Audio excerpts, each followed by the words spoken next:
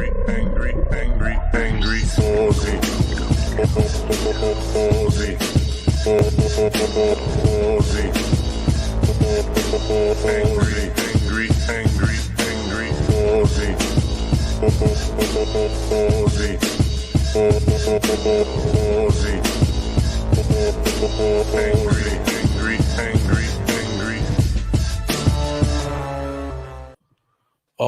right. Settling in. Boxing Day, almost the end of 2021. It's Mega Leach, hello. On Boxing Day, yeah, Boxing Day sales, shopping for the youngest. New Matrix movie at the cinema. Well, I guess you're in Tasmania where Omicron's not running wild. I'm not in the mood to go to a cinema at the moment. I did order a new laptop online, though. A bit of consultation with young Ms. Angry, who's been building PCs. So I asked her advice on a couple. So that's on its way, however long that takes. Yes, Megaleech, it is very much a yet in terms of the spread of Omicron.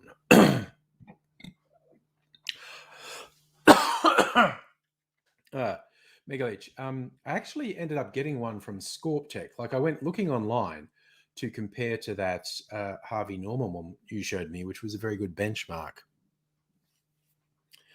And there was a ScorpTech one that was more expensive, but it had double the RAM and SSD size. Something stuck in my throat. And yes, upgrading the Harvey Norman one to that level RAM and SSD would have been much more expensive than buying the one from ScorpTech. So, and also, ScorpTech, they're actually technology people. I was never going to buy from Harvey Norman because fuck Jerry Harvey. I very much appreciated you getting me that as benchmark, but I was never going to buy from Jerry Harvey. Mega Leach, yes, I believe it has a GPU. I didn't commit that to memory. I think it was the same or better GPU as the Harvey Norman one.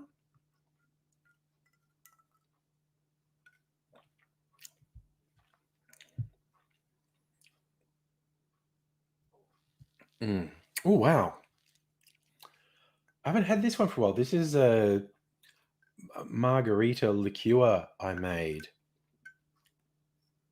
Oh, man, it's the ferment. Oh, what's that taste? It's the fermented taste because it's got the tepache, fermented pineapple cordial, basically.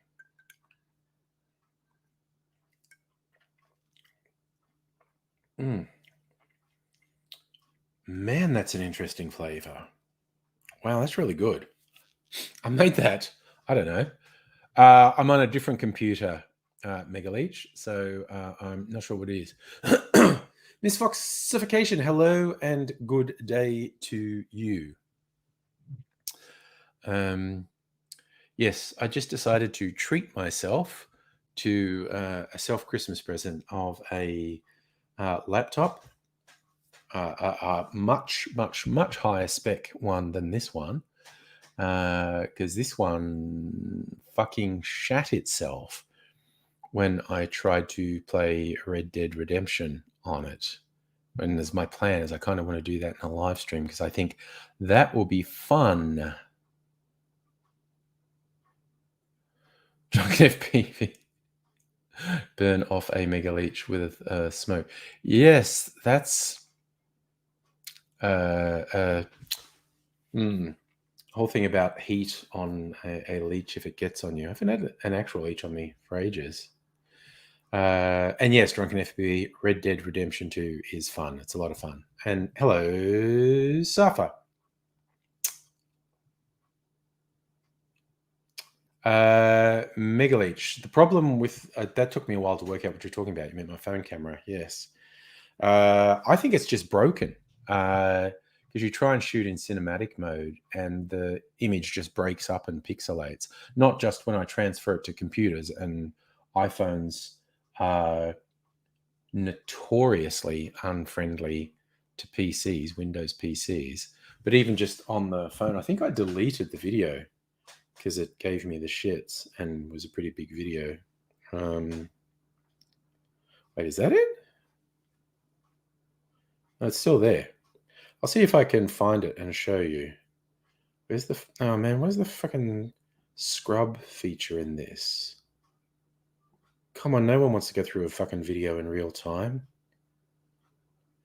I mean, again, you can't really, won't do it justice, but it actually, that cinematic feature, me in sharp focus and the background out of focus, actually looks really good. I'll play through to when it starts pixelating.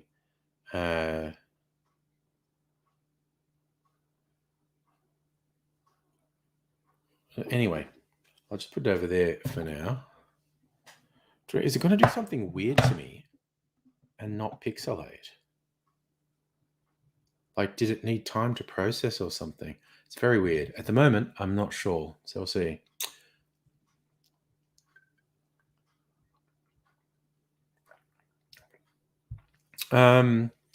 Misfoxification. It wasn't a hot day when I had it.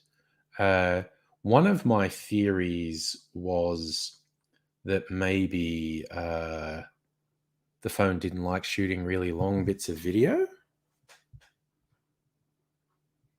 But this is a little bit surreal. I'm sure when I looked at this before, it had pixelated by this stage. Wait, I know what to do rather than just play it through flat. I'll open it in iMovie and then I can scrub through it like a scrubber. All right. Where are we? It's making for scintillating streaming, I know. iMovie. Start a new one. A movie. This. Great. All right. Now. I know, this is doing it. I'll see if I can...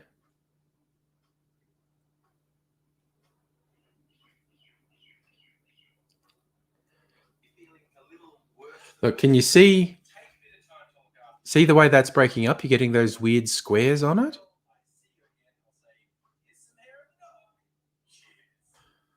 It does that, which is shit.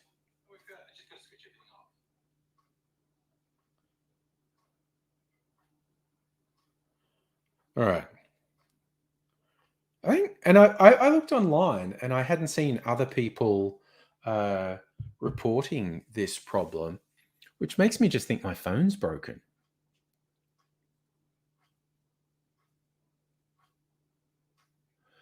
So misfoxification, you reckon you've seen that on PCs that have a cooked GPU? That's the thing. There's like a brand new phone and it might be broken. As I said, the fact that I haven't seen other people complaining about that online makes me think it's just me and my phone's broken. So, yay. That'll be fun.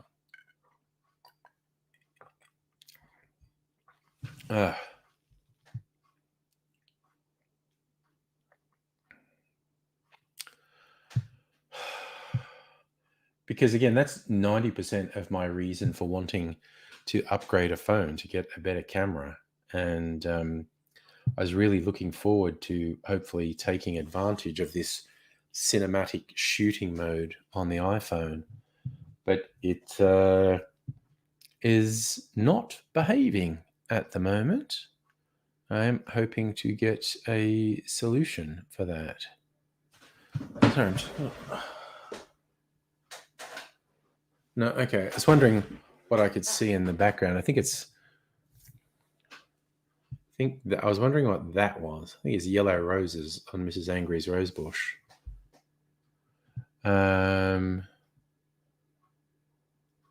No, Safa, it's not an update. It's not bricked. It is a brand new phone that's supposed to shoot in cinematic mode, but the thing breaks up.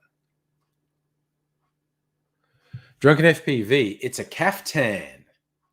You can only see the top half, so you think it's a shirt, but it's actually a kaftan because it's a lazy sort of day. I have spent, I think it's fair to say, the majority of today in bed. Slept in a bit, and then had an afternoon nap as well. Had a slightly excessive Christmas Eve. Not really over the top, but slightly. I don't actually remember exactly how many. I had at least 6 cocktails on New Year's Eve.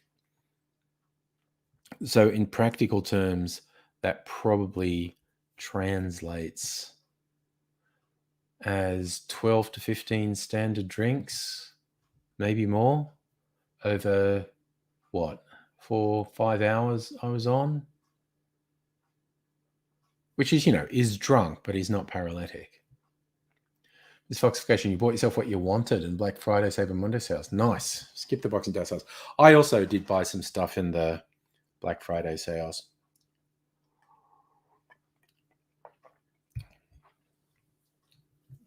So, Safa, I felt fine. I was probably, and also probably my biggest problem on Christmas Day was lack of sleep, because I didn't sleep that much. And it's one of those days, just feeling slightly off all day. It's like a slightly upset tum-tum and a bit tired all day. And that's like the worst of it. Oh, Miss Foxification, you actually found that issue in the Apple forums. Did anyone have a friggin' solution for it? Drunken FBV, 15 standard drinks over, I mean, okay, a doctor's going to go, oh my God. But over 5 or 6 hours, yeah, okay, no, that's actually pretty drunk, because 3 standard drink gets you drunk, then 1 an hour keeps you drunk. So I was definitely getting progressively more drunk as the night goes on. No, Safa, alcohol poisoning is a whole thing. It's not just a figure of speech that I feel slightly off. It's like you've been poisoned. It can kill you. You have toxic levels of alcohol in your system. That's like having 15 standard drinks in an hour would potentially give you alcohol poisoning. But I had it over 5-6 hours.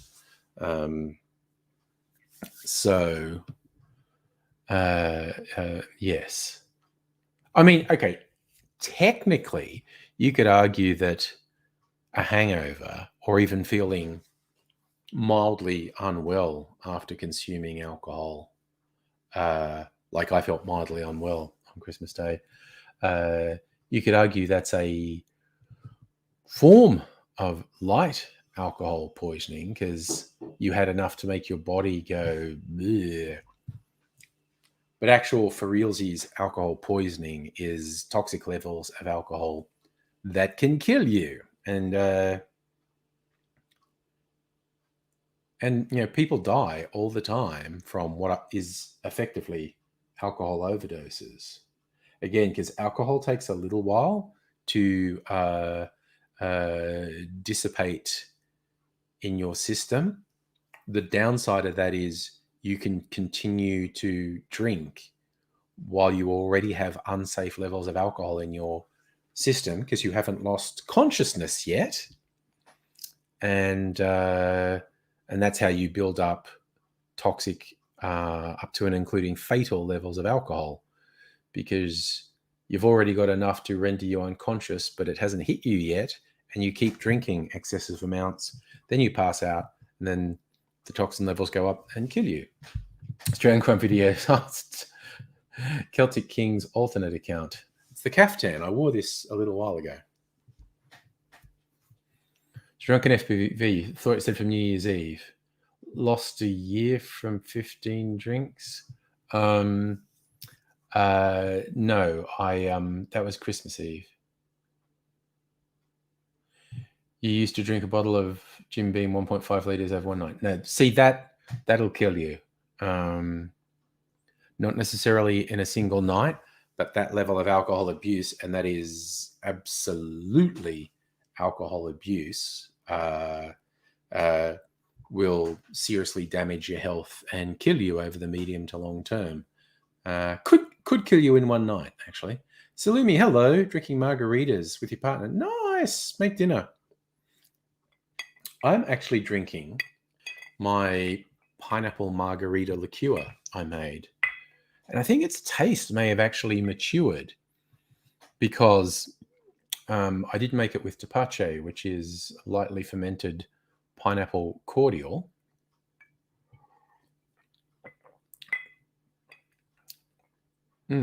It is really nice. It basically tastes like a pineapple ginger beer, because that's essentially what it is. Don't promise death. You're supposed to die from the vaccine. Yeah. What have I got? I got 2 weeks until I get my booster, like 2 weeks from tomorrow, in fact. Then I get my booster. Now, of course, I can get it as soon as they change the things a week before my appointment, but it's like 90% probability I won't be able to get in anywhere earlier anyway. I don't know. I might ask, like, if I go past places, chemists and whatnot, to say, we do COVID shots, I might just walk in and say, hey, are you busy? Could I just get a booster now? Hit me with the Moderna baby one more time. That was my thought, Safra. Has everyone been overeating? I actually haven't. I've been fairly restrained. Young Ms. Angry made us a nice lamb roast for dinner tonight, which is good. Mrs. Angry and I had light and easy Christmas dinners last night. They do this special once a year, this really big dinner, and there's 3 sorts of meats and all these veggies and a really nice gravy and cranberry sauce. It's actually really good for light and easy. So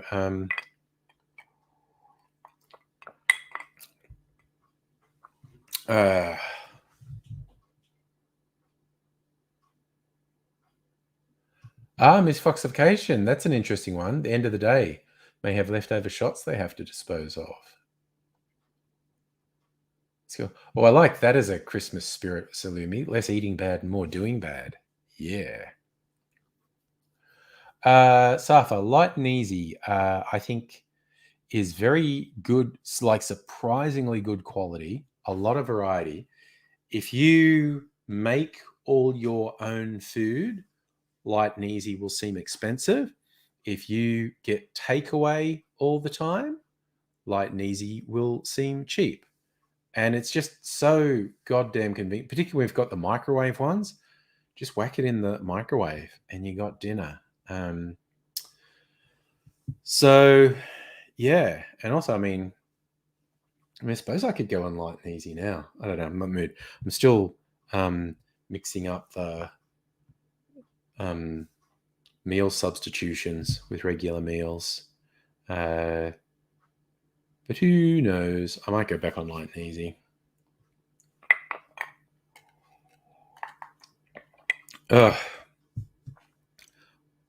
Yes, Safa, much better quality than frozen supermarket food. Much better. Much more variety. Like there's a really quite freaky number of different dinners in the light and easy selection these days. Like, supermarket frozen dinners, there might be half a dozen or maybe even a dozen different dinners you can get. Light and easy's got, I don't know, at least 40 or 50. Toby, why did I start with light and easy? Being a fat bastard, basically. And it did work. I lost twice 25 kilos. Obviously I put it back on. Then I did put it back on again. But this year, since about halfway through the year, I've been doing the meal replacement things. And it's like, everyone talks about putting weight on in COVID. Like, yeah, I put on 10 kilos, which was quite disturbing to my highest ever weight. And I've since lost 20.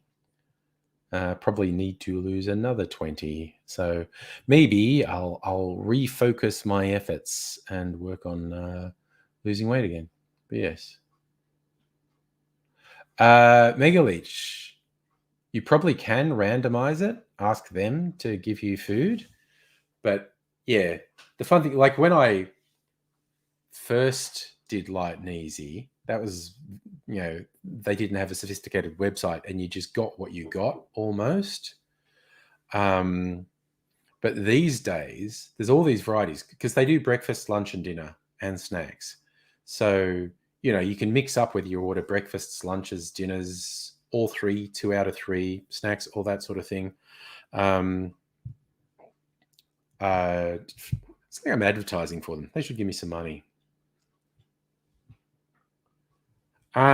Which ones do you avoid? I think it's all very good quality.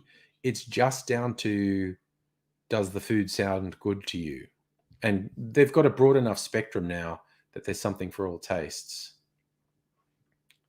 Oh, nice. Drunken FPV. You've seen a doco on how TV dinners originated in the US. See, TV dinners were never a thing in Australia. They're still really not. Not the same as the US TV dinners. You get these individual microwave things, which are not really the same as the American TV dinners. But it's kind of funny, watching, American culture, TV, books, and, even magazines and whatnot, and which things were very different there. TV dinners was one. Giant pizzas was another. Seeing people on various US shows having giant pizzas, whereas, the biggest pizza most people hear is like 12 inches across. Yeah, FPV, those ones that first came out with the foil tops and all the little, those were never in Australia. I'm also not understanding questions at the moment. Megaleech, how are they different? Safa, I thought they were the same. I don't know. Oh, Safa, if you're saying you thought that just the frozen things and American TV dinners were the same, no, the American TV dinners was these big things with a foil top that would steam, because I think it was even pre-microwave, and you'd pull it off and there were all these little compartments that had the different things. It's not really the same thing as we had here. Miss Foxcation, you're concerned about the pizza slices you can fold? Yeah, the New York style pizzas, the giant New York style pizzas. Some places here now do the really big pizzas, but in Australia we grew up, the biggest pizzas were about this big. And we'd see people on American shows eating ones that were this big, and it just looked really trippy. Yes, Megaleech, it's like a bento for bland white people food. Yes. Yes, Afra, a bit like airplane food, actually. Yes. The American TV dinners were much more like airplane food. You got it. That's it. That's a better analogy. The American TV dinners were much more like airplane food. Not the same, but much more like that than the things we see in supermarkets in Australia. Okay. Don't have to go to work tomorrow. Might have a couple of drinks. Who knows? Also, not shooting any video tonight. I might shoot one on Tuesday night. I'm going to do a short video about making a breakfast martini for the day after New Year's. New Year's Day, actually, the day after New Year's Eve, also known as New Year's Day, a recovery drink. Annette, hello, how are you? Also, I got the best Christmas present. Mrs. Angry got me exactly what I asked for, because we're both very difficult to buy for, but we both had something specific. Mrs. Angry got me a little purpose-made barrel for aging drinks in. New Oak American barrel. Priming at the moment. It's just got water in it at the moment. You're supposed to let water soak into the wood so it expands out, and then you find out if it's got leaks, essentially. But having water in it should help the wood expand and should seal off any leaks. But it doesn't seem to have any leaks. But it's super cute. It like holds a liter and it's about this big and has a little tap on it. Sulumi, I can send you the link, because I was really dubious about ordering online, because a lot of the sources seemed really shitty, particularly when you see one go, oh, that's kind of what I want. And then you see a little note, this is lined with plastic, so the drink doesn't come into contact with the wood. And you're going, well, that is literally the exact opposite of what I want. Oh wow, the shitty spam appeared again. Drunken FPV, you wish you got something like that. All Miss FPV got you was a salty attitude. Oh no, oh no. Actually, I'll actually show it to you. Salim, you got lovely bar tools, cheese stabby things from Keel and your partner. That's lovely. Megaleech. No, you fill it right to the top. Like stuff's not going to squirt out through the top anyway. But I'm going to break. It's actually outside because I wanted it to be exposed to more extremes of temperature, so it will expand and contract. I'll just go get it. Also, you'll get to see my kaftan as I walk away. So possibly going commando. Who knows? Watch out for a wardrobe malfunction.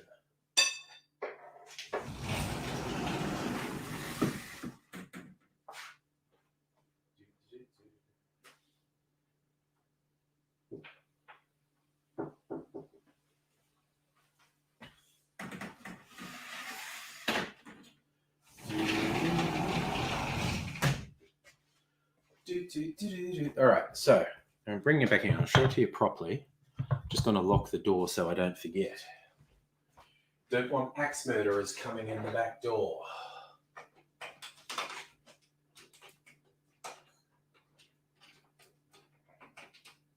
Oh, come on. Freaking, stuck. Oh my God, what's going on?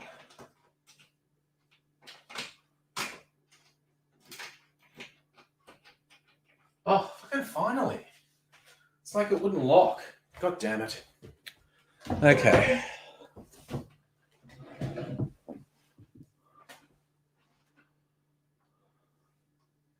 Yeah, see, drunken FPV, they're not aging barrels, they're decorations, which is very... Nettie, I'm wearing a kaftan.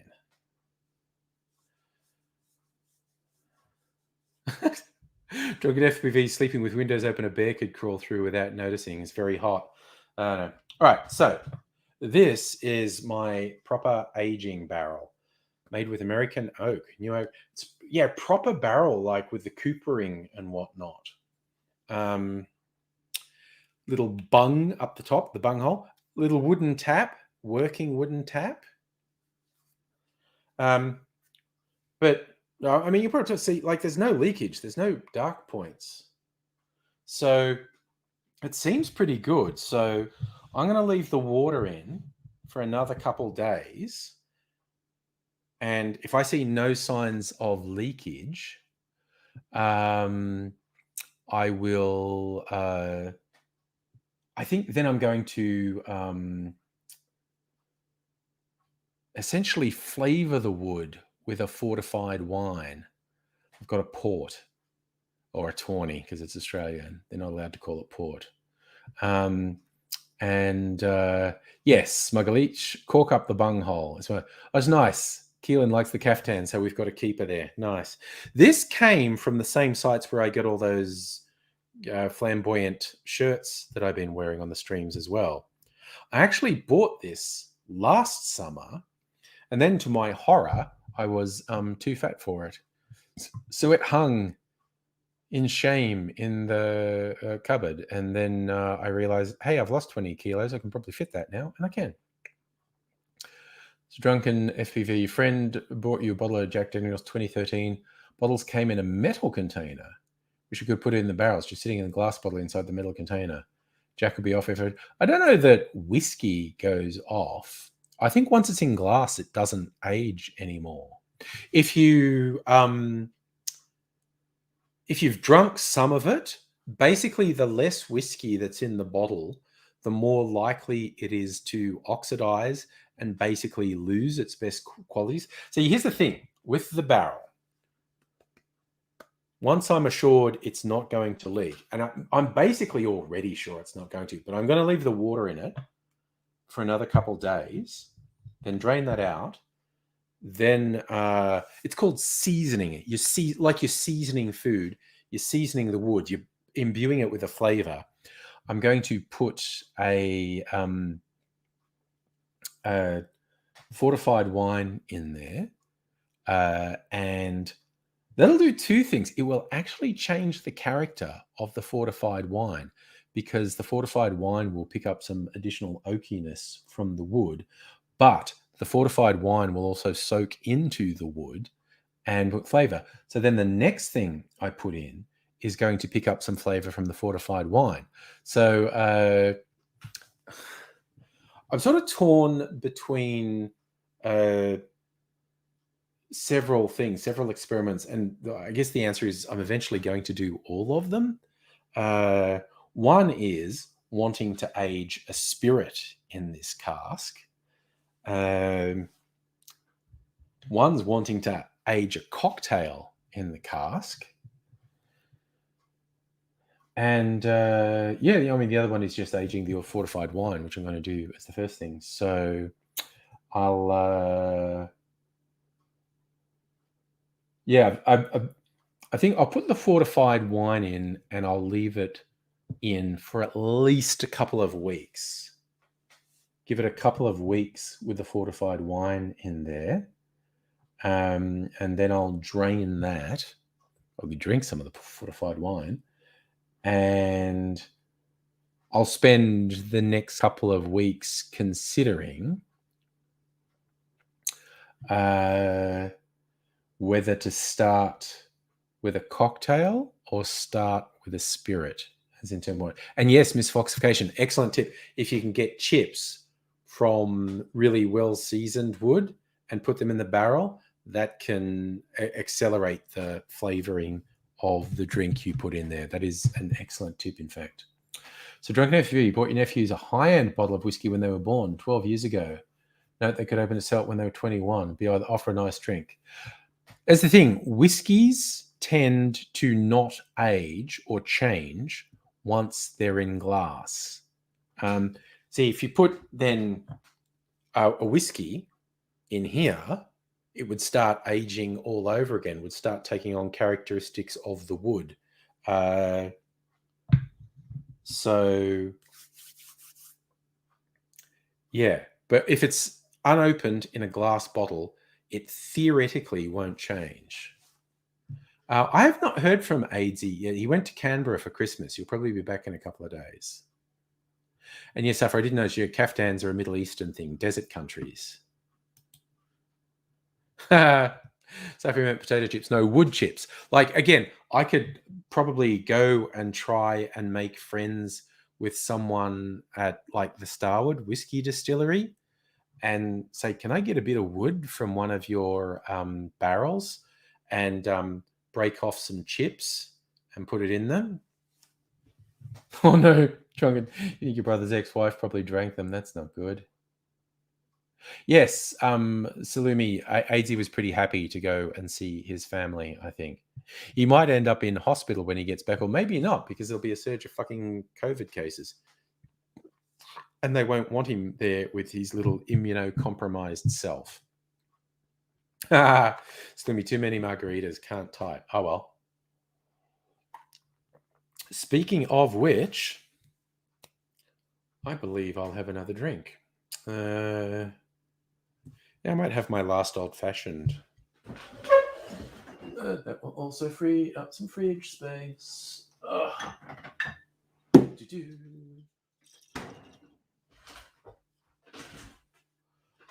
That I reuse the Knob Creek bottle. And yes, I bought it because it's got a funny name. Knob.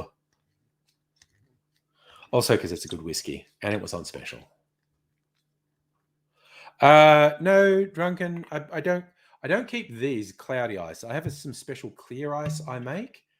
And sometimes I will refreeze those if it doesn't completely melt in a drink. Because it's a whole palaver to make clear ice. Bye, Celtic. Get my peeler, and I'm going to put a bit of orange peel in there. I think I was a good boy, and I put the peelers in the dishwasher. So I've got to go to the dishwasher, get the peeler. And there's still big chunks of this orange I haven't peeled off, so I'm going to do that. Oh, God, drunken FPV. I don't know. Mrs. Angry's pretty happy. Also, you should check my cocktail channel on YouTube, Angry Cocktails, if you want the easiest, least hassle way to make clear ice at home. I have a tutorial video on it. Basically, what you need is a double insulated cup, like, the keep cups you get for coffee and whatnot, because they're insulated. You leave the lid off, fill them with water. To get clear ice, what you need is directional freezing. Anyone who says they have a method for clear ice that isn't directional freezing is fucking lying. There are a few different ways to do directional freezing. The easiest one is, here we go. A few moments of singing. This is one of my, I've got 3 that I use, different shapes. Insulated coffee cup. It's a double wall insulated. So you fill it with water, and it freezes from the top down. And the way it does that, it pushes the impurities down. So only the last bit of ice has cloudy impurities in it. Then you get clear ice at the top. Nettie, I have not heard from Charlie since the last time she was on our stream. So I don't know what she's doing.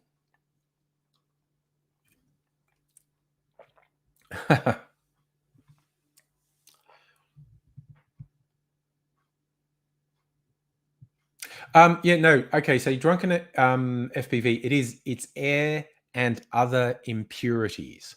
So I was counting air as an impurity. So when you use a normal ice cube tray, the ice freezes from all directions at once, and the impurities just sort of concentrate in the middle of the ice cube. When you do directional freezing, it freezes more slowly from the top down, and as it freezes, it's pushing the impurities and the air bubbles down into the water. So only the last bit of the ice cube will have the impurities, and you'll get this really clear bit of ice. So it's kind of funny because if you use those cups, you get cylindrical ice rather than square ice. Drunken FPV, distilled water can help, but you won't get clear ice without directional freezing. Apparently, using distilled water in something like this that does directional freezing gets you even better results. So, yes, you'll occasionally hear people saying boil the water or use distilled water. Both boiling and distilling the water can improve what the ice looks like, but you won't get decent clear ice unless you are using directional freezing. I mean, when you see it commercially, like if you go into bars and they have these beautiful, perfectly cubed, perfectly clear ice in the things, they've bought that from an industrial ice maker, and they have these very specialized machines that do directional freezing. So, but yeah, you can do it with a coffee cup. Hope Monkey, hello, you're good. About to get up and have cooked breakfast and coffee in the UK. Excellent. Season's greetings to you.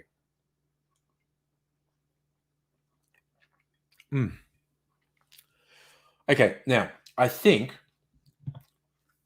in my happy little barrel, I think I will do a cocktail first, and I think it would be a whiskey-based cocktail. Maybe an old-fashioned, maybe something more like a boulevardier, or something that has a bitter element as well. I have a couple of weeks to decide because I'm not going to do it for a couple of weeks. But yeah, I think I'm definitely going to do it. Because the other thing I want to do is age just a bog standard whiskey. Like go to Costco and get like one of the ginormous 1.75 liter bottles of Jack Daniels, and age some of it in here and keep the rest aside, and then I don't know, in a couple months. I have to really look up how long you should leave it to get a good result. But after a couple of months,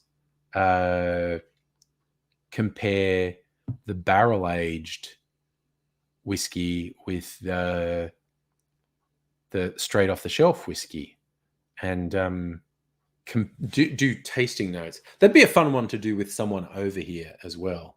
The thing is, now I've got one, I want more. I want to have multiple experiments happening at once. The idea of waiting months for a single experiment is doing my head in. Much like even my coconuts. I'm sure I told you I'm doing a coconut experiment. I'm aging some cocktails in coconuts. They're in the fridge. I'm going to open them on New Year's Eve. That would be about 10 days. I see drunken FPV mixing with the different spirits. That's where you get creative. That's they take on different flavors. Like I said, it's if you do that stuff about like mixing rums, whiskeys, etc., you're not going to get a pure rum or a pure whiskey. But that's the whole point. It's not about getting a pure spirit. It's about creating something different. Interestingly, the same people who sell this sell high proof new make spirit. So they basically sell moonshine, unaged whiskey, really high proof. And the idea is pairing the new make spirit with the barrel, you age your own new make spirit and kind of have your own whiskey at the end. Drunken FB is absolutely about getting smashed, having a new experience. Misfoxification, could flavor wood chips yourself, place in a small amount of alcohol in the glass or something to test. That is actually a really good way. That won't be the same as aging in a barrel, but it is a really good way to get a vibe for what will work. Because you can get different flavored wood chips, like wood chips from different types of wood that have very different flavors in them. Char them a little bit, put them in a jar with a spirit and leave it for a little while, and then taste the difference it makes. And that will give you a quite strong indication of what you would get from doing it in a barrel. And it would only be an indication. It's like an approximation. It's like a sketch versus a final painting. But it gives you an idea of where you're going. It's actually an excellent idea. The other thing with wood chips, I really want to get a smoker. And there are various different things, some simpler than others, for smoking cocktails.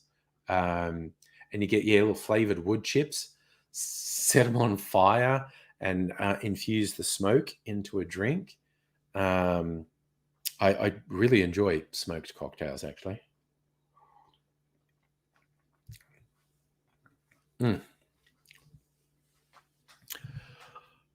So yes. Is it bizarre that my first thought on getting my own barrel is I now want more than one? Maybe I'll stick with coconuts. I'll like I said, I'll be tasting my coconut aged cocktails on New Year's Eve, and we'll see what that did. And that's quite different because that's actually, the coconuts have the flesh on the inside. So the cocktails are going to be infused with some coconut flavors and some of the fats from the coconut too. So they're probably going to be very different when they come out. Not the same as aging them in wood, but not 100 miles removed from it. But, I'm just playing mad scientist at the moment. I'm going to have so many experiments on the hop. It's another one I want to make. Swedish punch. I have the ingredients for that. Specialized spirits to make some Swedish punch, which sounds really good. But yes. So Megaleech, what do they use to char the wood inside of barrels? Imagine get a flavor of the fuel used. I think you are potentially right. I think they use blow torches. They essentially use blow torches on the inside of barrels. And I think you are right. There would be some danger in getting a nasty flavor. So maybe after charring the inside of a barrel, they let it air out for a while so the smell of the fuel is gone or mostly gone. I'm thinking modern world, I'm thinking propane megaleach, but it's a question I would love to put to a distiller, actually, what they do about that. If you're interested in the coconut experiment? Yeah, I'm not sure about eating the coconut flesh. I mean, that honestly makes sense to me. Split the coconut and eat the flesh. This Fox question, they might throw it in. Oh, they don't throw the wood in a kiln because the outside of the barrel's not burnt. It's only the inside that gets burnt. Drunken FPV, the torching of the interior of the barrel is done mostly for flavoring and coloring the spirit that goes in there. Sealing the barrel is normally done by priming it. Like I was told to prime this with water for anywhere from 3 days to 2 weeks. And Safa, you are so right. We need to ask that question about the barrels to Kirsten next time we see her. She's on a road trip at the moment, so I'm not sure when we'll see her. Justin, by the way, hello. Did I say hello? Hello, Justin. Drunken FPV. Kirsten is our resident expert. She's been working for distillers for a number of years. And she's the one who got me to seriously diversify my drinks repertoire. It's funny, I was thinking Facebook Memories is seeing a live stream from 2 years ago. You could see I had different fridges there. You could see the top of them. All the bottles I had were on the top of 2 fridges. I probably have 4 times more bottles than I had 2 years ago. In 2021, I probably doubled. So yeah, like between 2019 and 2020, I probably doubled the number of bottles I had, different bottles. 2021, I probably doubled it again.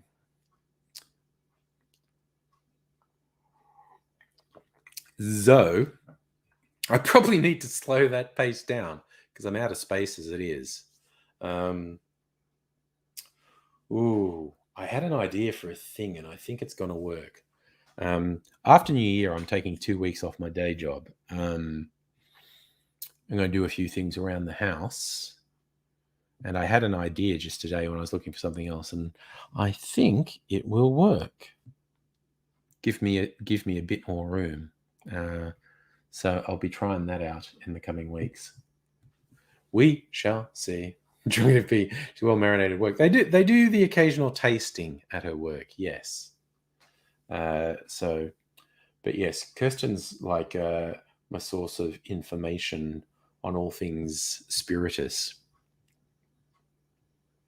So,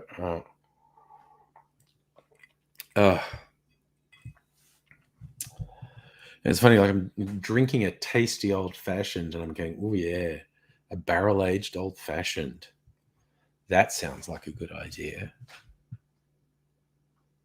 Safa, I do have a shed, and one of the things I was going to do in my time off is clean up the shed. But I like having all my alcohol here where I can get at it. In fact, if I clean up the shed might be where I do barrel aging. We shall see. Drunken FPV, one time your girlfriend suggested you should go to church with her. Let her know I consume enough spirit on a Saturday night. Is it the Holy Spirit, though? Is it the Holy Spirit? Possibly, because if you do too much of it on a Saturday night, you end up trying to call God on the big white telephone on Sunday morning, grasping the side of the toilet bowl, going, God! Ha! Jokes about alcohol abuse. Kids, alcohol abuse is not smart or clever. Okay? You're watching this? Drinking alcohol is just a sign grown-ups are stupid. I know. I'm giving away a trade secret by saying that grown-ups do stupid shit, but they do. I don't know when that first occurs. I don't even mean the surly teenager phase. I remember elements of my surly teenager phase where I thought, all adults were full of shit and they didn't know anything. And then, I don't know, well, I was going to say everyone does. I think most people do. I got past it and thought, oh, yeah, you do actually learn things and become wiser as you get older. And then you yourself get older and go, when do I know things again? Because when you're 18, you assume like people in their late 20s are very knowledgeable. And then you get to your late 20s and you're like, oh, I still don't know a goddamn thing. The most dangerous people in the world are people who think they know everything. People who are sure they know all they need to know. People who are sure they are right about everything. They are the most dangerous people in the world, no matter what their age is. Drunken FPV, if there was a hole in the vessel, you drink quicker. Well, that's like, what's that method of shotgunning cans? You punch a hole in the bottom, put your mouth over it, and then pull the ring pull at the top and sort of slurp it through. It's a good way to get sick, shotgunning beer cans. I think I'm going to drink some water after this, actually. No, I haven't been drinking excessively. It's the first hour. And I've only had 2 drinks. I think I'm being responsible, quite honestly. But I'm going to continue to be responsible. I'm going to drink some water. Because I am actually really in the mood to have a martini as well. So I might make myself a martini. Well, have a freezer martini when I have some water. Safi, your late 20s, Justin's early 30s. So am I, if you put the 2 of those together. Ha! Mold. But I also like the last year I've embraced the old stop dyeing my hair and just let the natural color grow out. And also just let the hair grow out because, there were very long periods of time where I couldn't get a haircut because of COVID lockdowns. And then I just decided I liked growing it out. So, and again, wearing this kaftan with the longer hair and the beard, getting a bit of the Jesus mood going on. Although Jesus only lived to about 30, early 30s. I think that was how the story goes. The crucifixion happened in his early 30s. Who knows?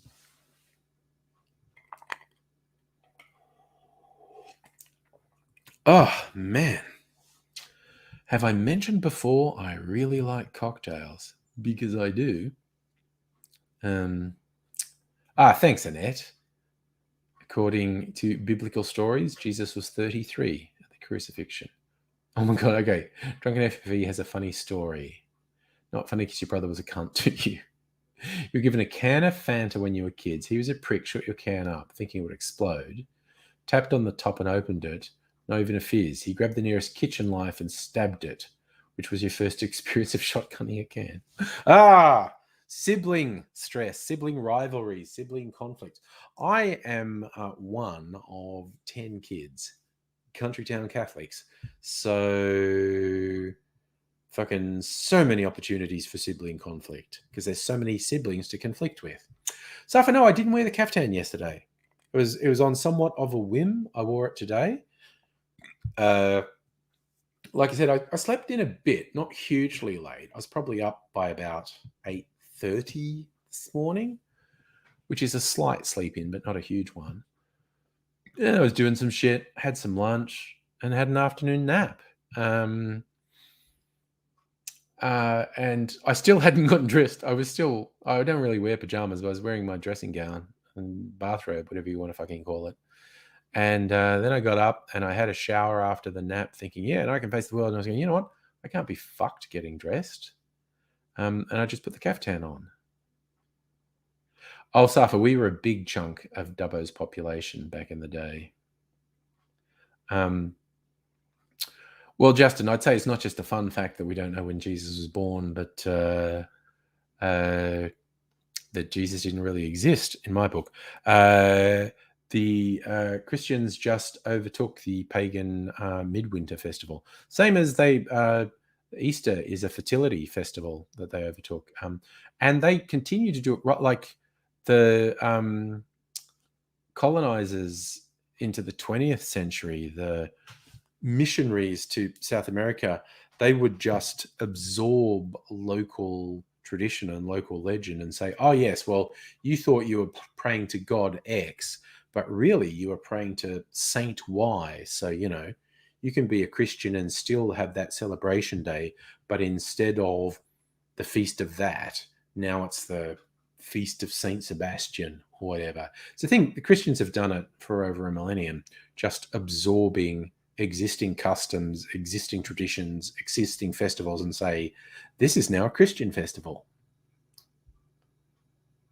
Safa, traditionally, Northern Hemisphere Easter, spring, and that's where the rabbit and the eggs come from. They're fertility symbols. And Easter is the pagan goddess Eosta.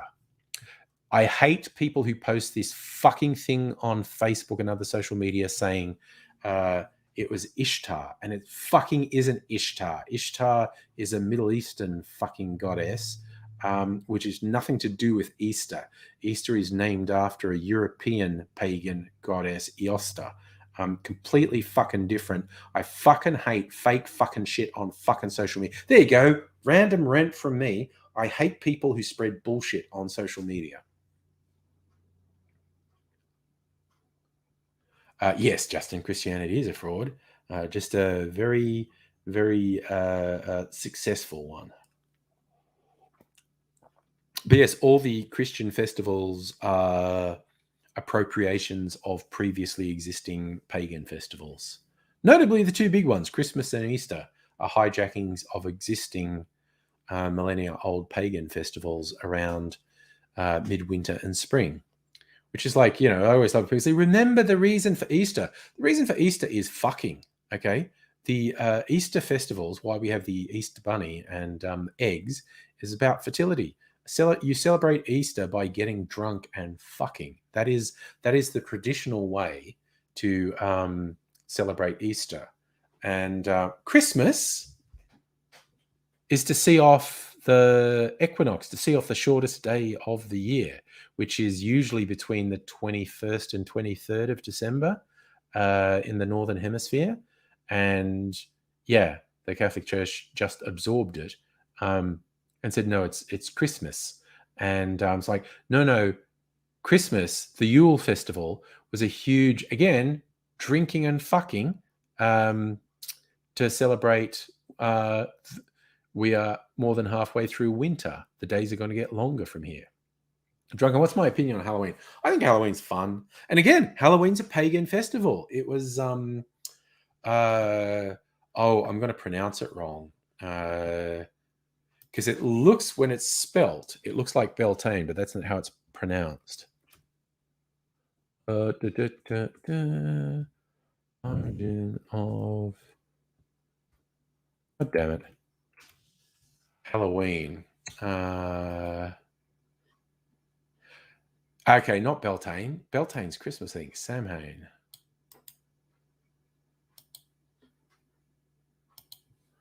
So I'm just going to get the pronunciation.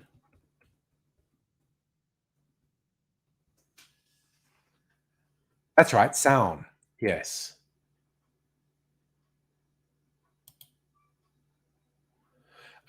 So the original festival that Halloween is built off was called Samhain. Looks like Samhain. It was a pagan festival. Halloween is a contraction of Hallow Even, All Hallows Eve. So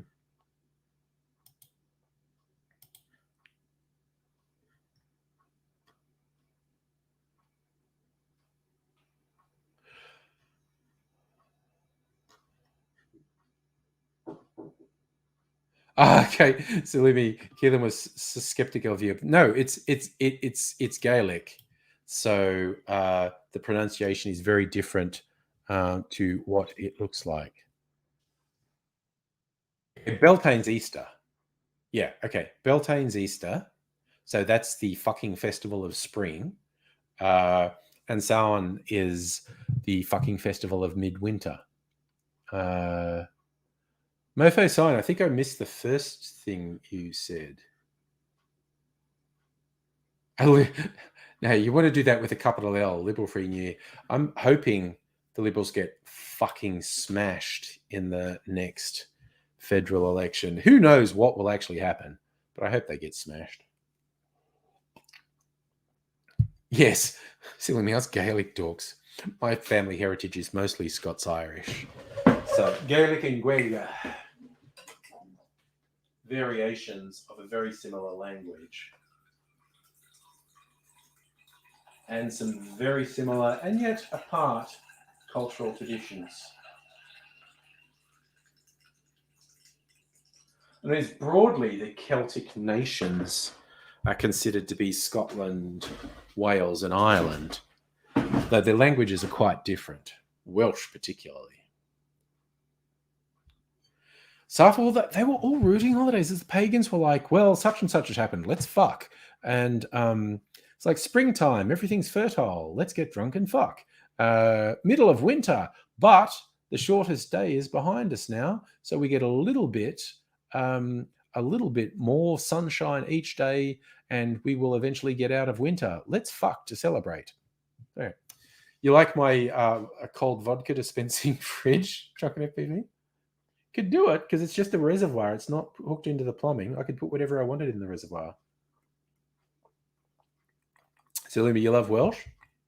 Yeah, it's its own thing. Welsh is absolutely its own thing. Safa, no, the Poms are not Celtic. They were conquered so many times. I'm trying to remember the order. I think it was the Picts first, Picts. Then maybe the Britons conquered the Picts. And then I think the Normans conquered the Britons. And that's the south. But the north, the Celts, despite the best efforts of the various conquerors and colonizers in the south, maintained a lot of their traditions. Coconut cleaver there. Well, yeah, okay. Pagan existed everywhere, depending how you define the term pagan. Because again, the Christians basically defined anyone who didn't worship their God as pagan. But it's particularly used to refer to religions and cultures that predate Christianity. So all through Europe, there were different pagan cultures. The freaking Vikings were a pagan culture. The Norse pantheon is a pagan culture. Is that okay? Nettie's got a better grasp of history than me. The Picts were in Scotland. The Britons were in England. Safa, yes. William Wallace is real. Almost everything in the Mel Gibson movie Braveheart is not real, if you believe historians. But mind you, they put that bit, the voiceover at the start of the movie was fucking chef's kiss perfect. I'll paraphrase what it is, but when the guy's talking about the legend of William Wallace, he goes, historians will call me a liar, but history is written by men who murder heroes. And that was just like, fuck you, get out of jail free card. Historians say that William Wallace didn't do these things. It's like, fuck you, you're pommy fucking historians who tried to murder us. Fuck you. I just thought that was a brilliant piece of writing. But again, I think historically, the really big one, and it was an absolutely hilarious thing they put in the movie. And I don't think I think the movie may have invented the story. I don't know that it's any other stories, but there was the story. William Wallace fucked the French woman who would become queen and impregnated her, and she told Longshanks on his deathbed, "I'm pregnant with Wallace's child. Wallace's child will sit on the throne," and he died knowing that. I think historians point out at the time William Wallace was executed, that young princess was only like 12 years old, because that's the thing European royalty used to do, was marry off their children at very young ages. But, it's a fun movie. Abigail saying the Britons, the Angles, and the Saxons were all in England, invaded by the Normans in 1066, and that's history. Robin, how fake's Robin Hood? Very fake. Very fake.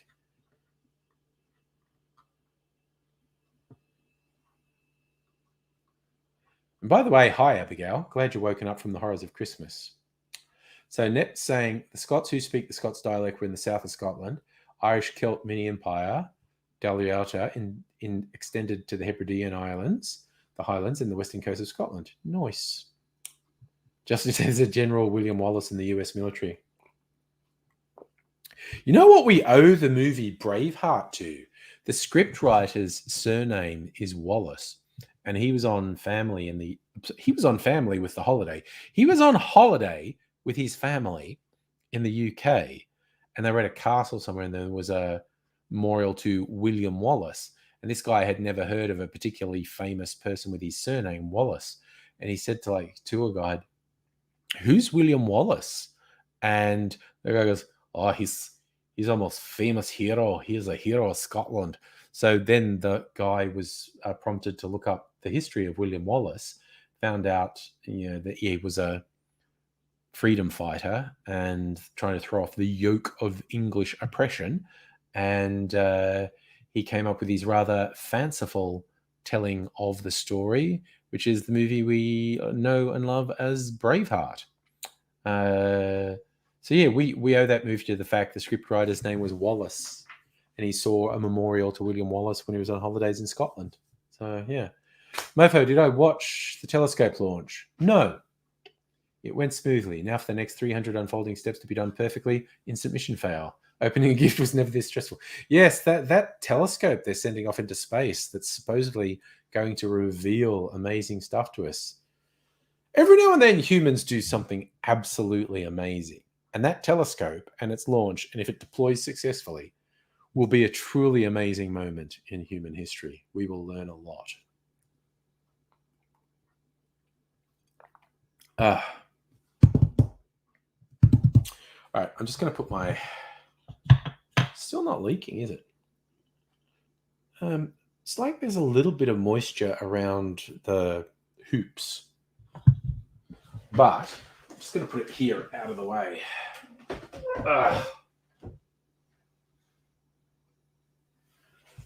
So if it doesn't leak, I'm going to leave the water in it for a couple. I've said this before, but a few new people are in here.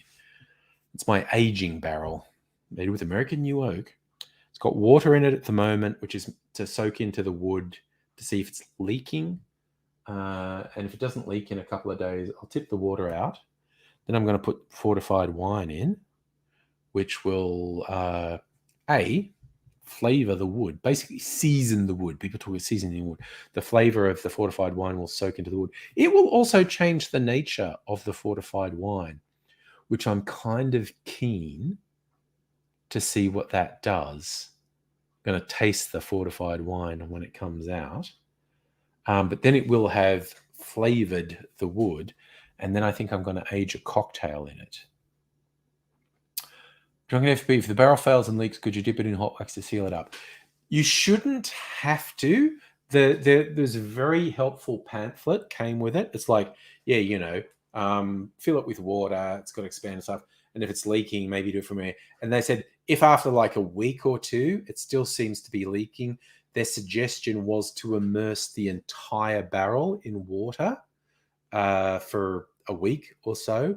And so even so, it's absorbing water from the outside as well as the inside, because absorbing moisture will expand the wood, which would seal up any gaps. But that appears to be a very well made little cute little baby barrel that doesn't have any leaks. But I'll leave the water in it for another day or two, and then I'm going to put the fortified wine in. Yes, drunk day for you. The whole thing is let it swell. Kaiju, you're vibing, and Manug, hello.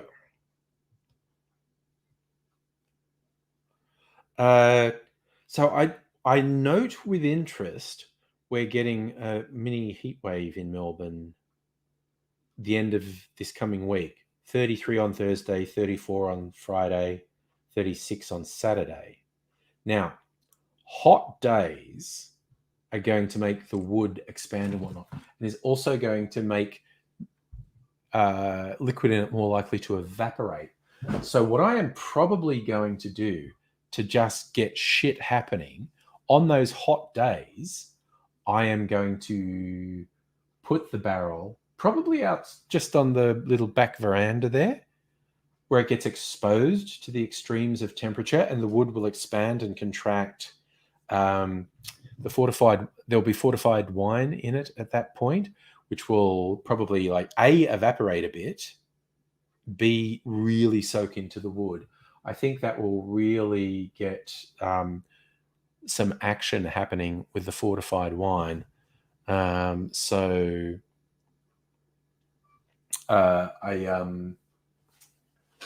think that will get some really interesting action happening with the fortified wine. And then after a while, like I said, I haven't decided. I'll leave the fortified wine in for at least a couple of weeks, somewhere between 2 and 4 weeks. I have to make a final decision on that.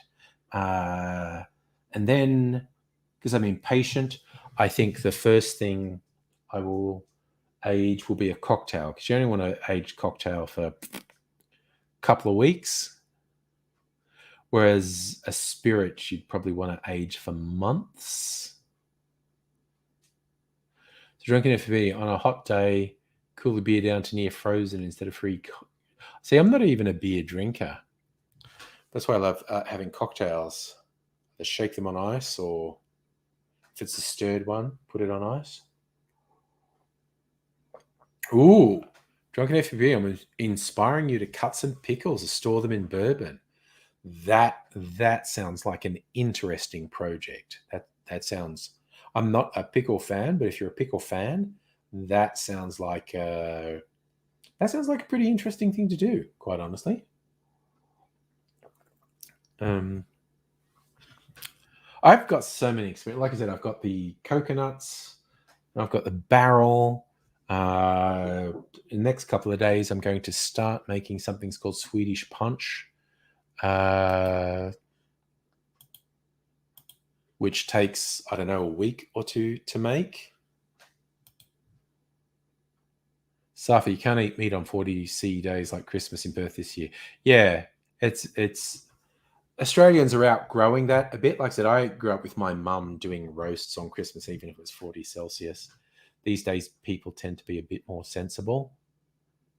Cold seafood and salads and whatnot. But yeah, inheriting those European traditions of roasted meals, except our Christmas is the middle of fucking summer. Today's big news, Desmond Tutu died at 90. Okay. Adelaide's starting to understand COVID's going north. They got 774 cases today. It's going to scare. Oh my God, there was this terrible one. A Sydney testing clinic told 400 people who tested positive, they tested negative. And then we're like, whoops, sorry, we meant positive.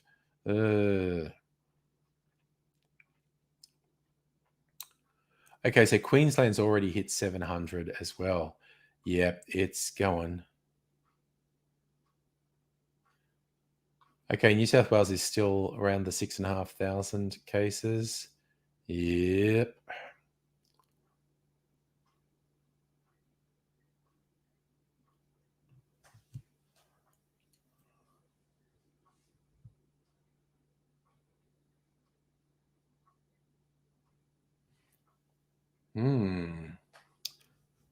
Trying to see if there are any other interesting story.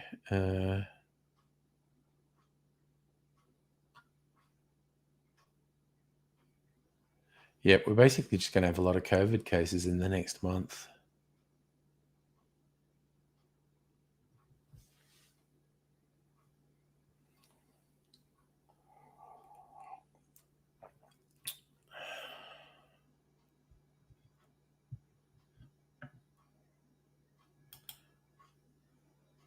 Authorities stretched as Omicron gathers pace in Victoria. So testing's going to take longer. Around 1.7% of positive cases in Victoria had possible indicators for Omicron.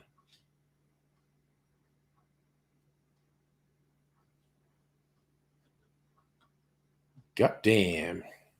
Everyone's gonna get COVID.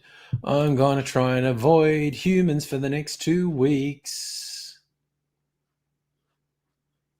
No, that sounds like the UK getting the testing wrong. God damn. I'm not sure exactly why they made the mistake, but they made the mistake of telling 400 people who tested positive that they tested negative. Yes, drunkenness. It's basically, yeah, Omicron's 4 to 5 times more infectious than other variants. Seems to cause less serious illness and death, but it is infecting more people. So more people are going to get seriously ill and die.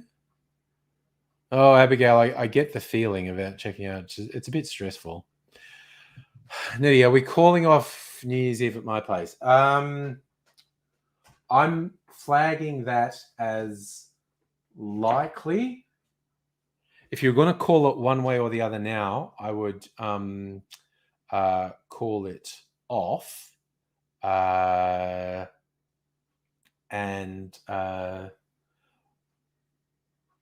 But if you're okay with waiting a couple of days, I'm going to wait a couple of days to be sure. But I mean, at the moment, mixing households seems like a bad idea.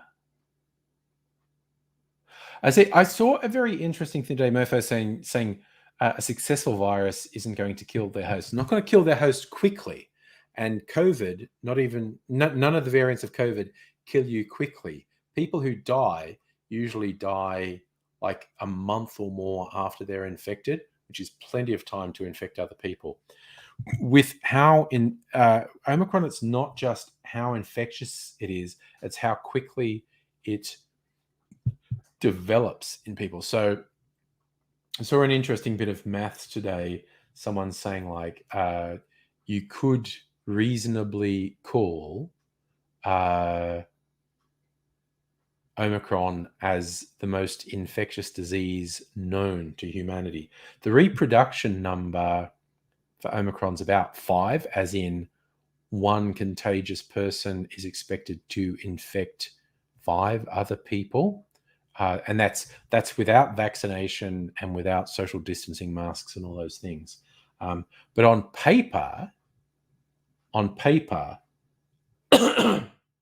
measles is more infectious. Measles has a reproduction number of about 15, but measles takes about 15 days to develop, and Omicron develops in less than 5 days. So someone's saying with a bit of maths, the equivalent number in an unvaccinated population with a lot of contacts, there's a lot of spread. With those infection numbers, after a month, there'd be 50,000 measles cases coming from a single infection. And after a month, there'd be 250 million Omicron cases from a single infection. Again, that's not how things transmit in the real world. It was just going following the mathematics about rate of transmission, rate of development and reproduction. It's a pretty freaky little disease, the Omicron variant. And at Wrestling Days, Big Pat, hello. This foxification, being symptomatic, coughing, sneezing, spluttering, spreading illness, good for the virus. So we might end up with the virus having a high R number, causing us to be symptomatic. Maybe. And hello, Lee, by the way. Yes, and then our big advantage is, in Australia particularly, a comparatively high number of people being vaccinated. What we worry about is how much Omicron can get around the vaccine, because, and I particularly, apparently about, because I'm double AstraZeneca vaccinated, and apparently the level of protection AstraZeneca provides to Omicron fades really quickly, like after 2-3 months. So I just don't want to get exposed to it.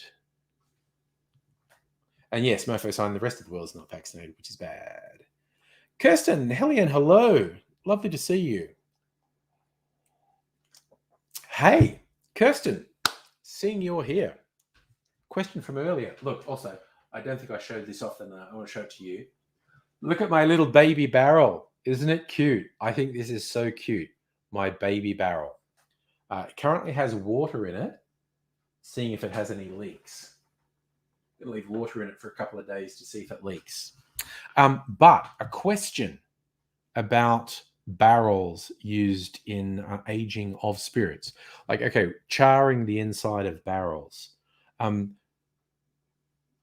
Megaleech had the question, does the fuel used in the torching of the inside affect basically the taste of what goes in, or what steps are taken so that the fuel used in the torching of the interior of a barrel doesn't affect the flavor of the spirit that's maturing in the barrel? I hope that makes sense. Yes, no, Bill Gates, you bastard. What's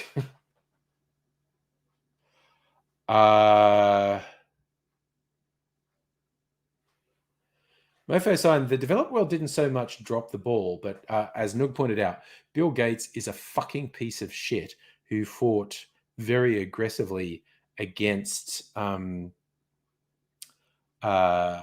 no I'm trying to think of the right word. It's not copyright, but the patent protection on the vaccines. He came up with some fucking bullshit about only Western labs can do it. He's a fucking piece of shit. This foxification, yes. India's pharmaceutical industry could be a go. Oh, okay. Kirsten doesn't know the answer to the question. You can take that on notice if you like, Kirsten, or I can look it up myself. It was just a thing, and I just thought it might be a thing. Happy Christmas to you too, Pat. Although I'm grey, you notice, mate, I haven't coloured the hair. I haven't coloured my hair in, I don't fucking know, 18 months? So I'm not so much red these days as grey. And yeah, Facebook, it's interesting. The money the Gates Foundation spends on things like particularly malaria eradication, I don't know, maybe it's a zero sum. The lives saved with the malaria effort and the people that he's definitely responsible for killing because he wanted to protect patents on COVID vaccines. Maybe it balances out. I don't know. But why he had to be such a shithead about patent on COVID vaccines, I don't know. Thank you, Kirsten. You can ask the barrel guys. Because, we were discussing like whether it was, propane or kerosene. Those smell. A lot of the fuels you would use to make flame to scorch the inside of a barrel are nasty. The fuels are nasty. And you wouldn't want that nasty flavor in the barrel. So figuring there's some clever trick, even if it's just airing the barrels out after you torch the inside of them. But I assume there is some clever trick to stop the spirit that ages in the barrel picking up any of the gross flavor of the fuel used to torch the inside of the barrel. So yeah, Kirsten, my plan is with the cute little barrel, and it is so cute. My other plan is to get more of these because I fucking love it already. I'm going to leave water in it for a couple of days just to make sure it doesn't have any leaks. Then I'm going to put some fortified wine in it. And I have to decide how long to leave it because I want to season the entire inside of the barrel. And couple of weeks, somewhere between 2 and 4 weeks, I'm going to leave the fortified wine in. And then I think I'll age a cocktail in there. And I'm yet to decide exactly which cocktail, but probably something along the lines of a Boulevardier. Not using Campari because, ew, fuck Campari. But I have a couple of good Australian bitter orange thingies, aperitivos that I can try. Megalichia, maybe they just use alcohol as a fuel. That does kind of seem obvious now you thought of it. Drunken, interesting around the Western vaccination thing. Russians are under-vaccinated because they don't trust the Russian-developed vaccine. Well, yeah. And yes, true, Russian is Eastern more than Western. Absolutely.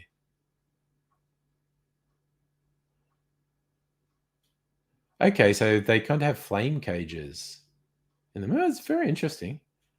Misfoxication, Cointreau may well age nicely in a barrel, actually. I'm thinking a really spirit-forward cocktail. I was kind of torn between an old-fashioned, maybe a Boulevardier. It's like another whiskey. Maybe definitely like a New Orleans style thing. Maybe I was because a couple of my favorites have vermouth in them, and with those you have to be sure air's not getting in because you don't want the vermouth to oxidize, which is like gross. So if I make a cocktail that only has higher proof elements in it, which is where I get the idea of an old-fashioned or a Boulevardier or something, or for that matter, a Negroni but not made with Campari. But yeah, like the three experiments I want to. Well, I suppose 4 experiments if you count the fortified wine that I'm putting in to season the wood. I'm very interested in what the fortified wine's going to taste like when it comes out in a couple of weeks. But on the spirity side, I want to do a cocktail. Seriously, I probably want to do a whole bunch of cocktails. And I'm thinking of doing one of the cheaper bog standard whiskeys, like a Jim Beam, Jack Daniels, whatever.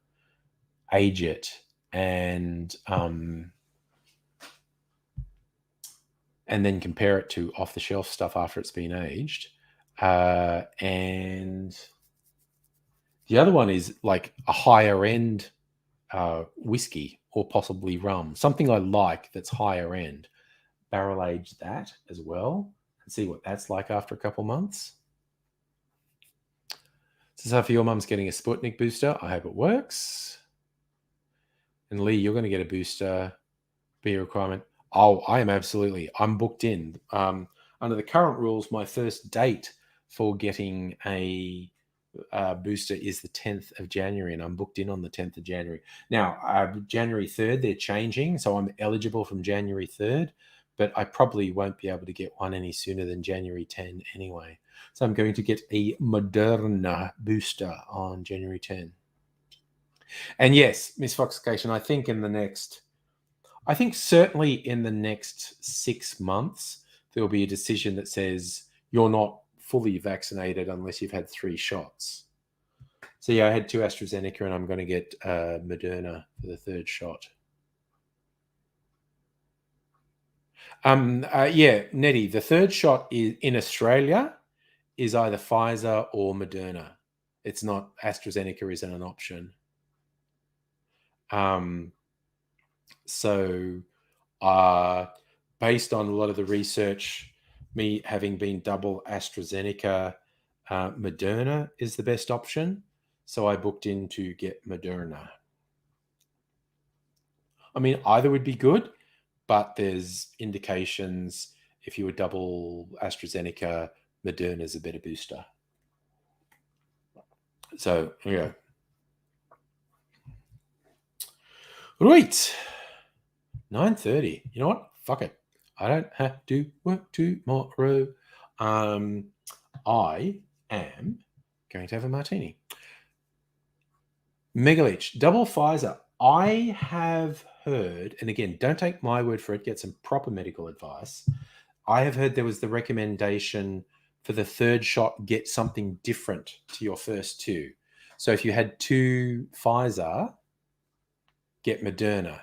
And yes, you're right, Safa. Novavax is coming to Australia. Not sure how soon. Yeah, Neddy, I was AstraZeneca. So it's absolutely get Moderna. The recommendation, if you had double AstraZeneca, is get Moderna for a third shot. So yes, I've already booked in to do that. Yeah, so I think there was a thing. If you have double Pfizer, Moderna's a better option for your third shot, but get proper advice. Don't fucking take mine. Get proper advice on that. So, Drunk, you're saying Pfizer's the only one in New Zealand unless you're a special case. Yeah, and I don't know, it's been managed really well in New Zealand. So, that's fine. All right, I'm going to get a martini glass and have a martini. All right. I almost want to take a leak, but maybe I'll survive if I don't. You know what? I'm going to get a different martini glass. I have not used my Crystal Head Vodka skull martini glass. It's got a skull on the stem. And yes, I have not used. I think it's dusty. I'm going to clean this off. It's a dusty motherfucker. Just thinking as I was just kind of blowing on it, and I was thinking, oh, I actually don't think me blowing on it's enough. You actually need to wipe it down a bit. All right. That's probably fine.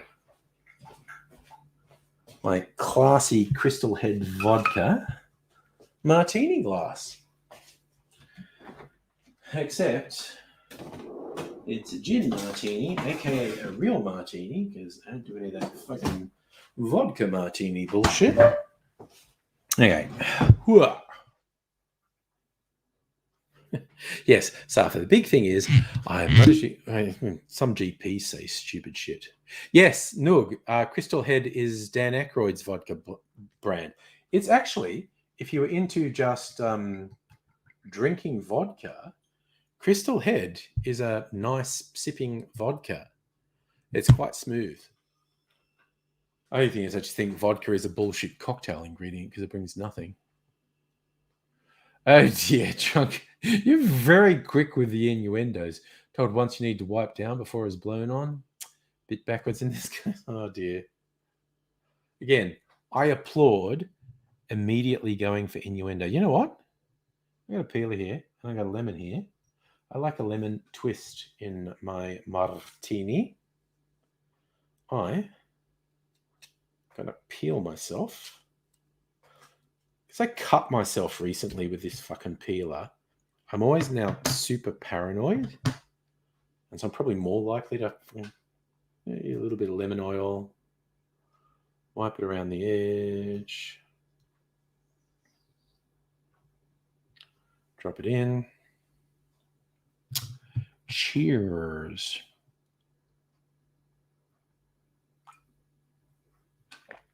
So far, I should enlighten you with knowledge while drinking cocktails. Isn't that what I do? There's a webcomic I liked a few years ago, and he's like, Icon was sneaking up on someone with a big plank of water 2x4 that had knowledge written on it. And he's about to hit someone in the head with the knowledge stick, and it was captioned, "You will learn." I was like, yep. I always kind of identified with that, just really hitting people with knowledge. And hey, hi, Lee. Welcome back. It's also time to top up my freezer martini. Had a couple drinkies out of it since last topping it up. And it's always kind of fun to top it up with different gins. So it's slightly different next time I taste it. I used to have one of those LED coasters to light up the drinks, but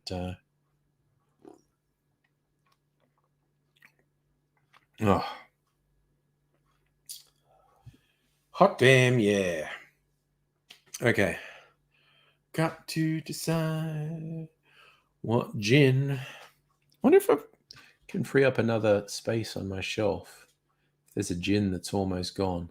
Drunken, how much you flog someone with words of wisdom, you can't force it down their throat. Oh yeah, you definitely do need to a degree let people make their own mistakes, but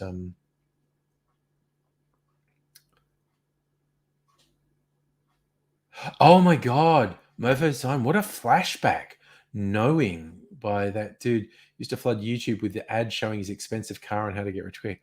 Yeah, God, that was like a 10-minute ad he was paying to go on YouTube. That was fucking weird. Man, YouTube's gone through so many phases over the years. Weird shit.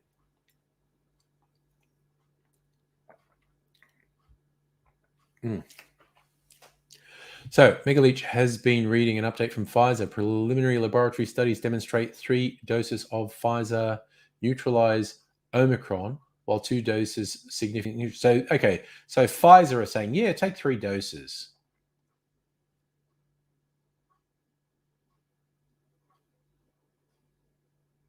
Drunken FB, nothing wrong with weird till someone breaks out chains, put you in a cage. Look, unless that's your thing. For some people, that's their thing. If it's consensual and it's the thing you want, do it. All right. I'm going to, because I've got like a dozen gins over there. Got to assess what gin to top my freezer martini up with. So, let me see. I'm not going to do my barrel aged gins.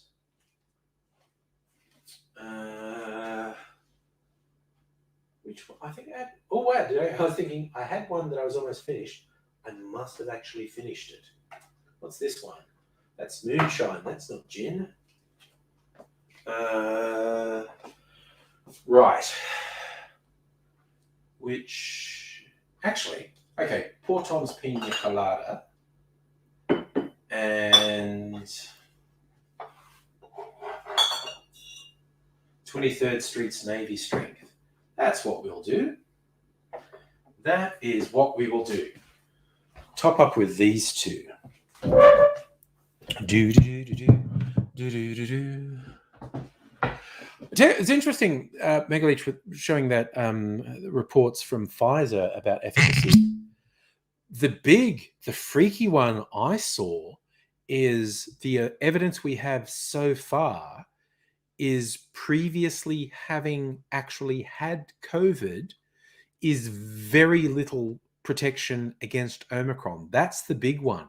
People who've already had COVID are very susceptible. If you had COVID and have not subsequently had a vaccine, you have very little bordering on no protection against Omicron.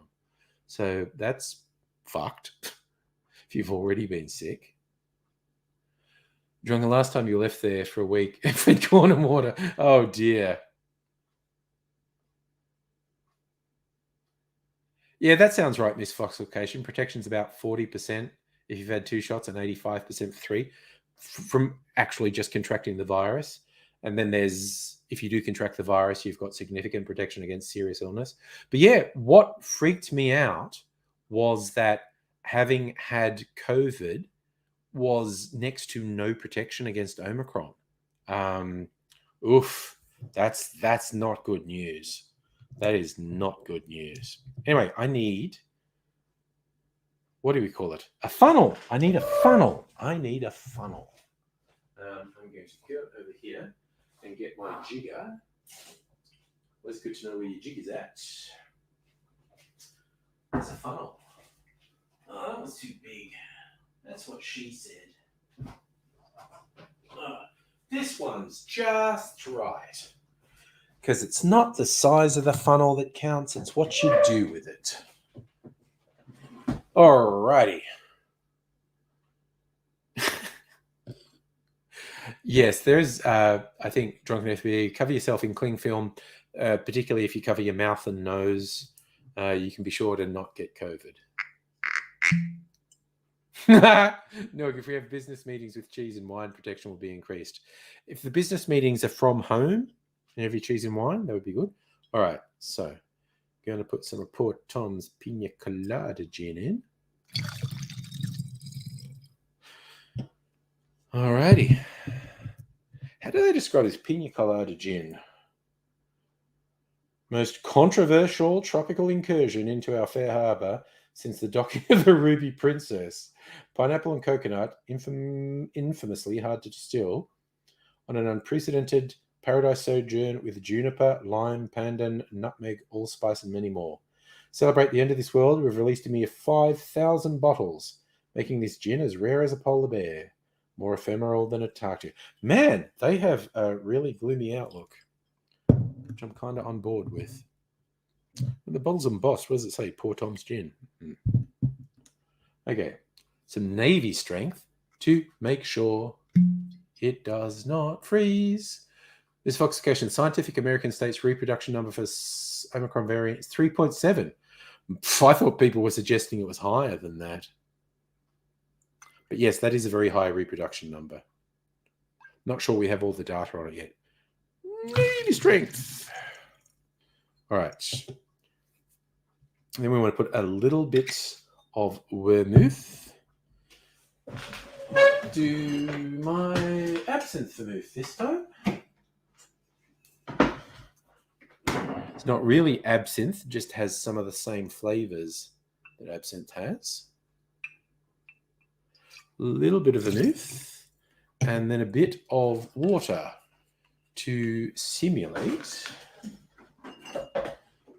the stirring with ice. Because I'm not stirring it with ice, I'm just putting it in the freezer. So we have to add the dilution. And also, this will rinse the alcohol out of my jigger.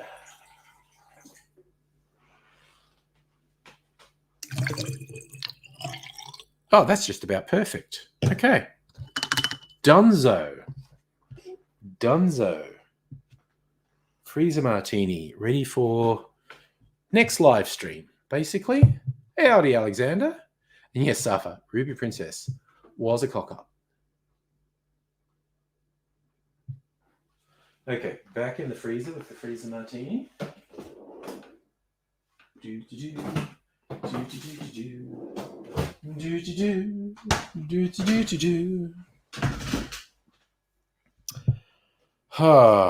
There's still a lot in both those bottles. They're not going to be empty in a hurry.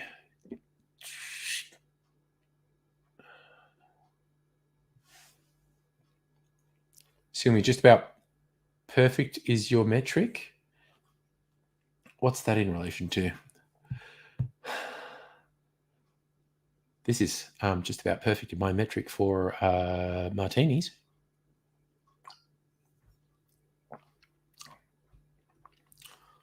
Damn, that's good. Oh my God, that's good. And then the next one will be a little bit different because I topped it up with some different stuff. So just be subtly different.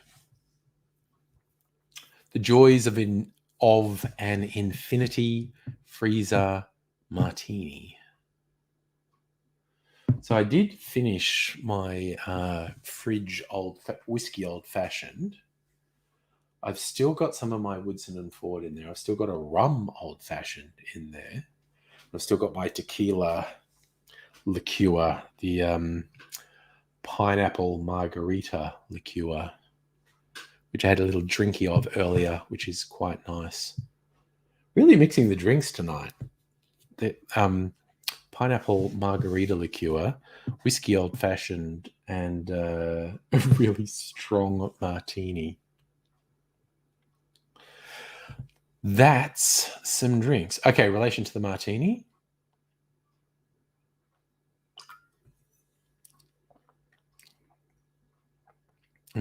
Fuck, that's good. It's weird how your taste develops. But, yep, tastes change, I think.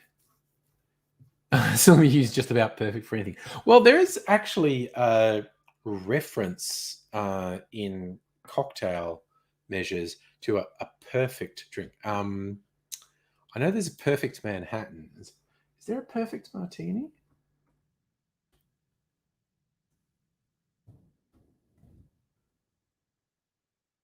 Okay. What recipe comes up for perfect martini? Diffords, they're very fussy. So, oh, that's a split of sweet and dry vermouth. I forgot to put more bitters in that. That's okay. So, in martini world, okay, so a proper martini is gin, not vodka. So, a proper martini is gin and dry vermouth. But a perfect martini is 50-50 gin vermouth, but the vermouth is split between dry and sweet vermouth. So that's a perfect martini. I know there's a perfect Manhattan as well.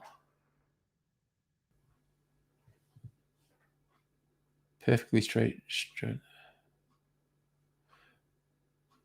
Perfect Manhattan. Okay. So perfect in these things is splitting the vermouth between sweet and dry. So a Manhattan is whiskey with sweet vermouth.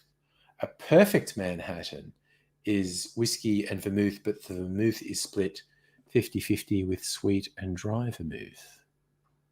Ah, there you go. Saffron, I'm going to go after 10 p.m. I'm going to go a bit after 10 p.m. because I have to finish this martini. Drunken FBA, yes, the illusion is a Midori based thing. Midori gets a kind of bad rap because it's a very sort of 70s, 80s thing, and that was like the dark age for cocktails. But a Midori illusion is like Midori orange liqueur, vodka. I'd probably put something more interesting than vodka in there, like white rum or something, and top it with pineapple juice. It's actually a really pleasant drink. It's a really pleasant drink. Like I said, Midori gets a kind of bad rap, but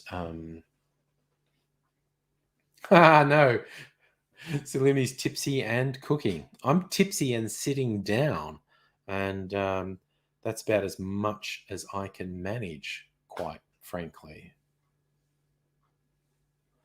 If you ever, you freaking love Midori, but have a large keychain, so that could explain. I'm sure. Ooh, Salimi had Midori in a mango cocktail recently. I have Midori, I think. Yes, I've got Midori just over there. There's a modern classic, which was actually invented in Australia, although I think the bartender was French. It's called I think it's the Japanese slipper.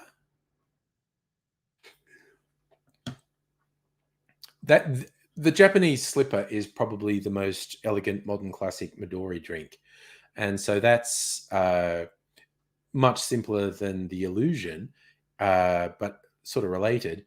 It's equal parts orange liqueur, whether that's triple sec curacao or whatever, green melon liqueur, Midori, and lemon juice. So the Japanese slipper is regarded as a modern classic.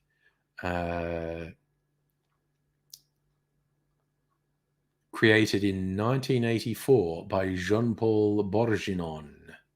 Oh, it was invented in Melbourne. I thought it was in Sydney. He was at Mietta's restaurant in Melbourne, Australia. For an 80s drink, that's pretty good. Orange liqueur, melon liqueur, and lemon juice.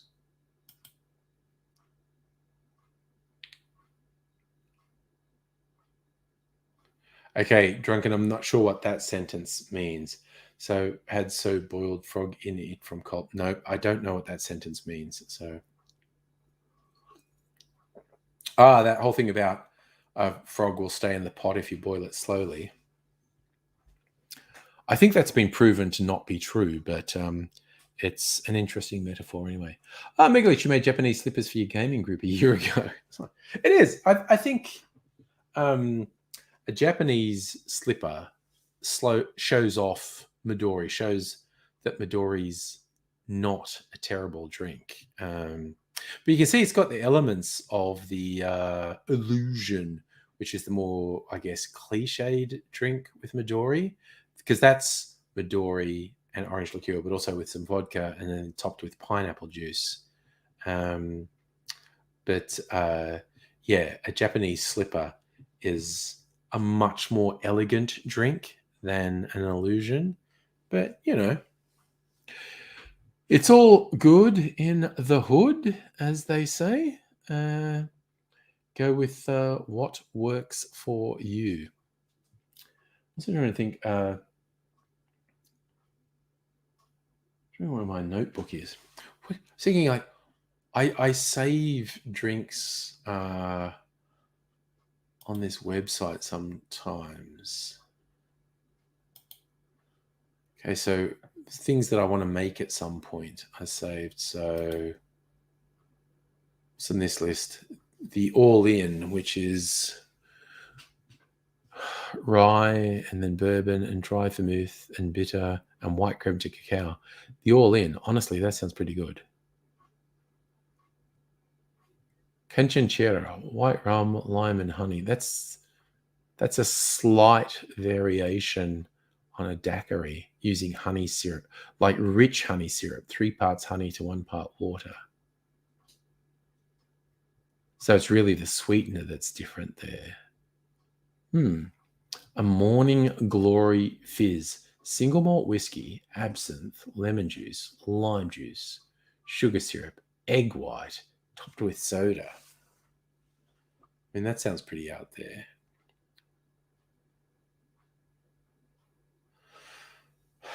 Black Rose, Peychaud's bitters, Angostura bitters, bourbon whiskey, cognac, grenadine. So that's a slight variation on a Sazerac. Got to make Viagra Falls at some point because it's just a funny name for a drink. It's got absinthe in it. Morning Glory Fizz. I want to check that out. Do I have wishlist ones on this one? Monty Whiskey Sour. Whiskey Montenegro Amaro. So that's a whiskey sour with Montenegro Amaro in it. That actually sounds good. I've got to make that at some time. Haiti cocktail. A Jack Tar. Navy rum, whiskey, and gin. That is such a weird combo. Rum, whiskey, and gin in the same drink.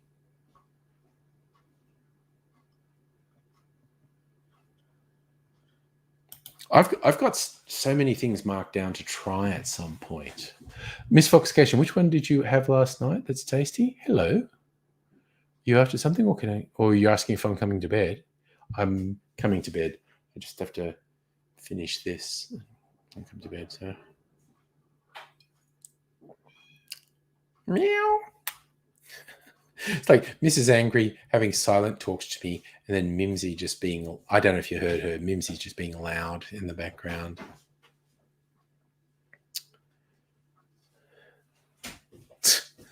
Mimsy's so demanding.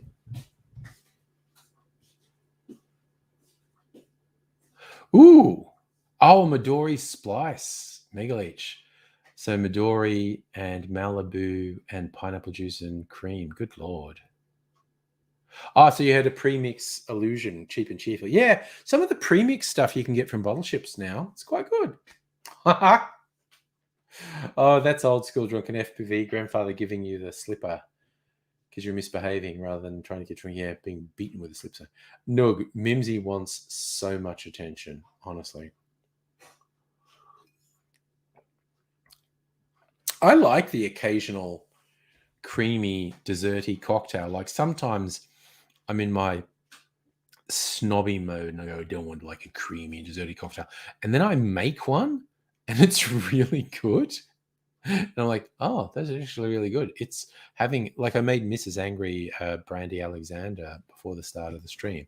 That's just brandy, chocolate liqueur, like creme de cacao, and cream, and grate some nutmeg over the top. That's a classic, more than 100-year-old drink. Lady Shepherd, expletives, hello. I had a good, nice, relaxed Christmas and Boxing Day today, which is good. It was good. Oh, look, I'm so proud of my Christmas present. I'll show it off to you too.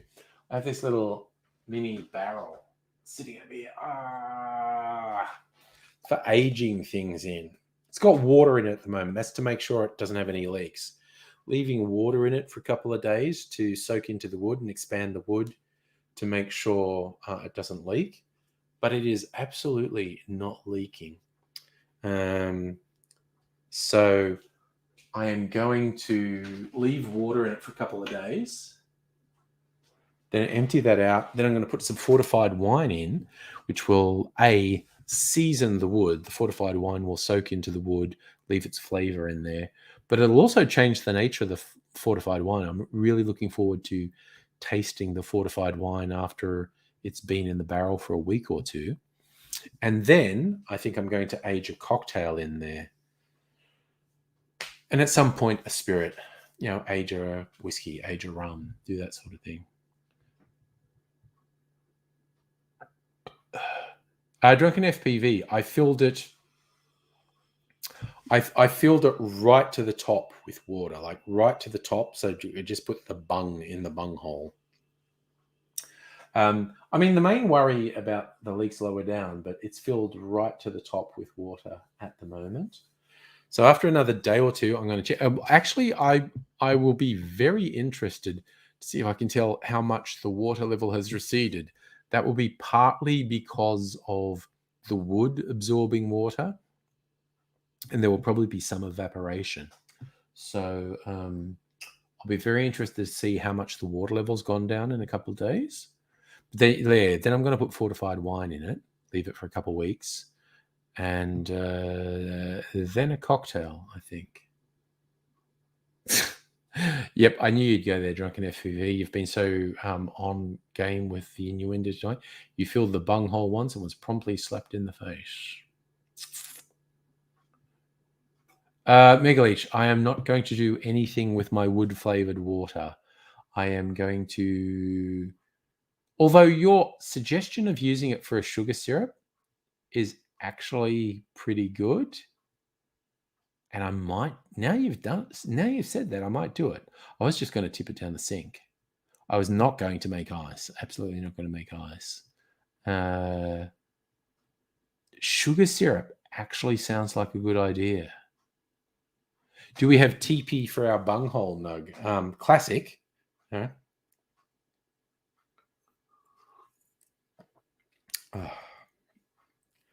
So that is, no, Megaleech, I may do that. I may even make a rich sugar syrup with it. I have a day or two to think about that.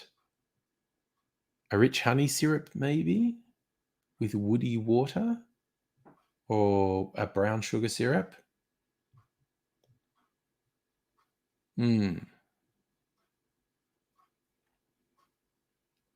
Yeah. I think that's a thing I should do. Her ladyship, you missed Beavis and Butthead. I heard a rumor Mike Judge was going to do like a new version of Beavis and Butthead. And Mike Judge has continued to make good stuff, like most recently the Silicon Valley TV series. So I have a bit of faith that he could do a pretty good do a pretty good 21st century version of Beavis and Butthead. Fat Lena looked like an art teacher. That is a long way from the worst thing that's been said about me. Fat Lena on Twitch. It's yeah. Well, I'm also wearing a kaftan. That's very 70s art teacher, really. And I have a martini. I mean, honestly, you would be in for a good art class. If I was in high school and I walked into art class and the teacher was wearing a kaftan and had a martini in hand, I would be like, hot damn, this fucking class is going to be off the hook. Oh. Yes, Fat Lynn, can you draw me naked? Draw me like one of your French girls. You'll have to use your imagination because I'm going to go to bed now. Even though tomorrow's a holiday, I don't really have to get up. Oh shit, Jackie fucking Chan, you've got COVID. That fucking sucks. Although I think we are all going to sometime in the next year or two. I hope you get an asymptomatic COVID, or you have a mild version, and you get over it in a couple of days or a week or so, because that fucking sucks. Oh, thanks, Fatlane. That's me, nude. That's fair. Yeah.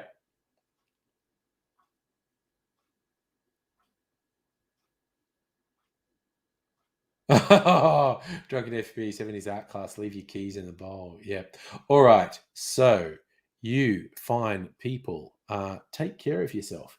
I am going to go to Sleepy Bobos now. See, Fat Lane, that's more like it. Oh no, that's you. Okay, fine. No, fair cop. That is a fair cop. Okay. You got me. So take care of one and all. I won't be on tomorrow night. I will be having a TV night with Mrs. Angry. We will be catching. What are we watching? There'll be a new episode of Wheel of Time. There'll be a new episode of Star Trek Discovery. There'll be a new episode of The Expanse. That's probably what we'll be watching tomorrow night. Then on Wednesday night, we'll probably watch The Witcher. We're working on season 2 of The Witcher. But I will, in all probability, be on for a live stream on Tuesday night. And so if you're around, I will see you then. But in the meantime, check it. Drunken FPV, The Wheel of Time is on Prime Video. So it depends. So that's based on an old Robert Jordan. I think they were published in the 70s originally. A lot of books in the Wheel of Time series. Anyway, good night, you fabulous people. I hope to see you another time, but I am going to bed right now. So I will have